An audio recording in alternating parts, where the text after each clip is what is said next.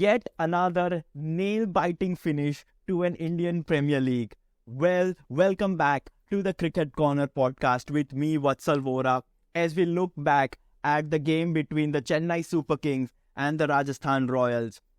Well, Rajasthan Royals did get the win in the end. They won by 3 runs at the M.A. Chidambaram Stadium here in Chennai. But, well, that's not the story of the game at all. The story of the game could have been so much different had the last over gone the other way around.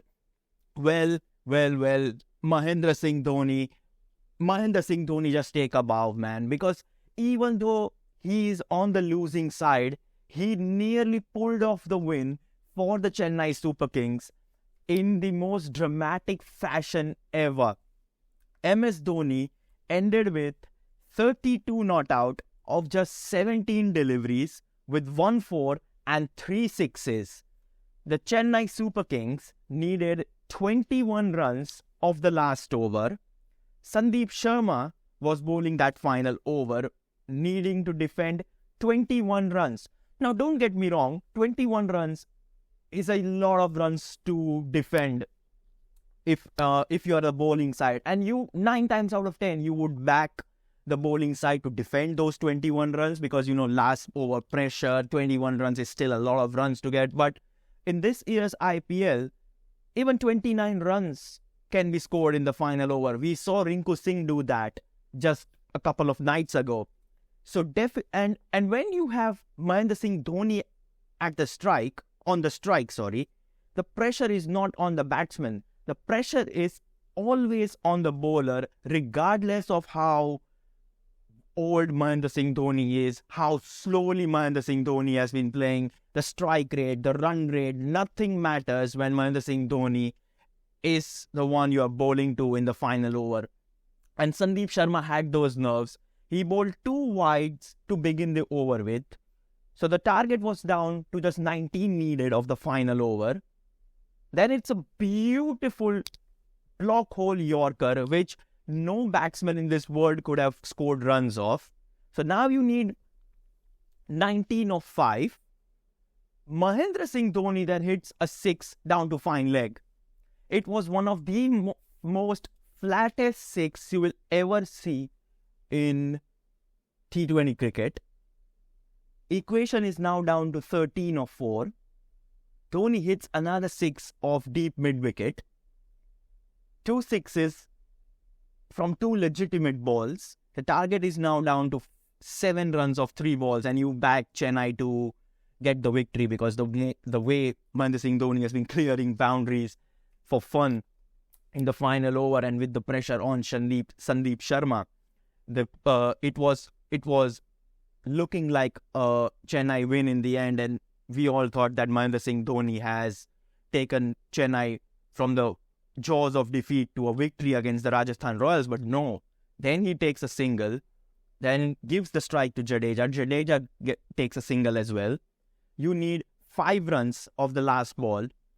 You still have got Mahendra Singh Dhoni on strike, and I think 8 out of 10 people would be still backing him to clear the fence and get Chennai through the line.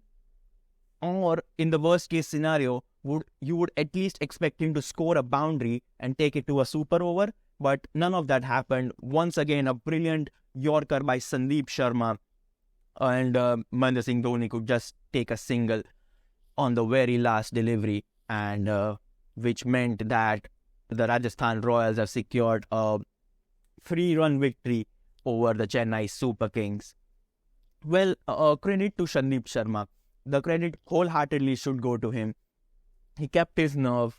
After he bowled the first wide, I think Sanju Samson walked down from the wicketkeeper's place and had a good chat with him to calm his nerves down. So credit to Sanju Samson for doing that as well. But when Sandeep Sharma had to defend 5 runs of the final over, there was no senior player, overseas player or the captain surrounding himself. They just let him do his thing, not giving him any sorts of pressure or putting him into under any sort of high expectations and stuff. And I think that warranted in the end with the three deliveries, the last three deliveries that he bowled were just outstanding, and keeping MS Dhoni and Ravindra Jadeja out and not allowing them to score 7 of 3 deliveries after going for 2 consecutive boundaries in the previous 2 deliveries. That's credit to Sandeep Sharma, I guess, and he was outstanding in the final over despite conceding those 2 sixes to the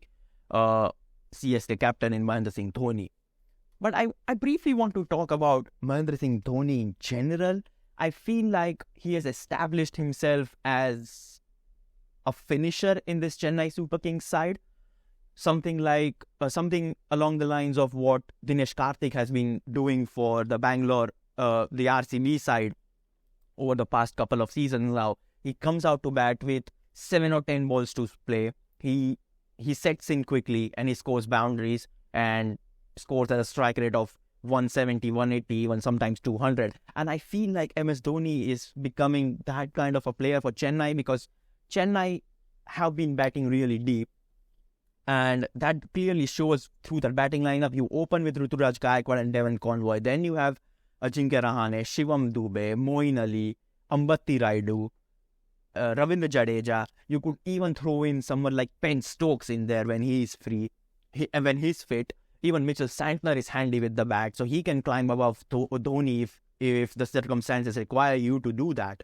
But I think Dhoni has now firmly established himself as a finisher in this Chennai role, and something he's really good at.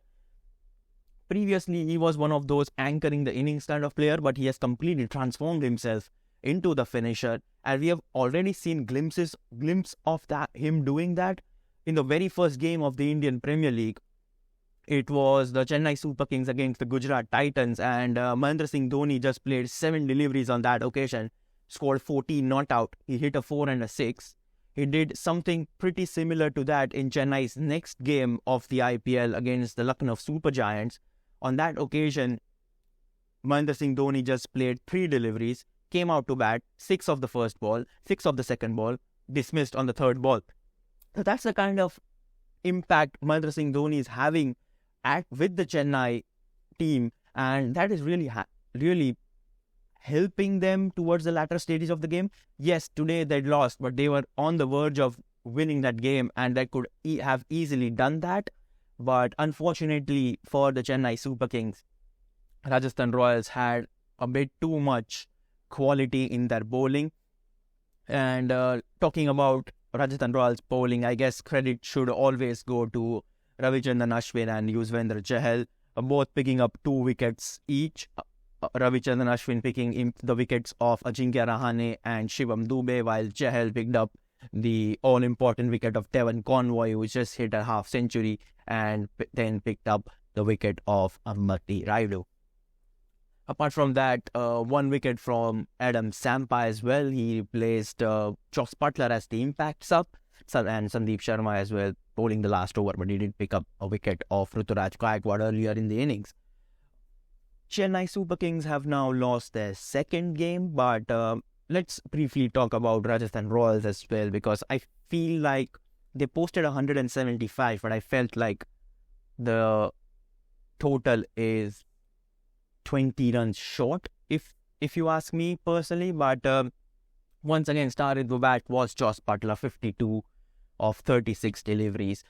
Relatively slow based on his standards, but the pitch, I think, and the conditions probably suited that kind of an innings. Devdutt Padikkal seemed to be back in form. He scored 38.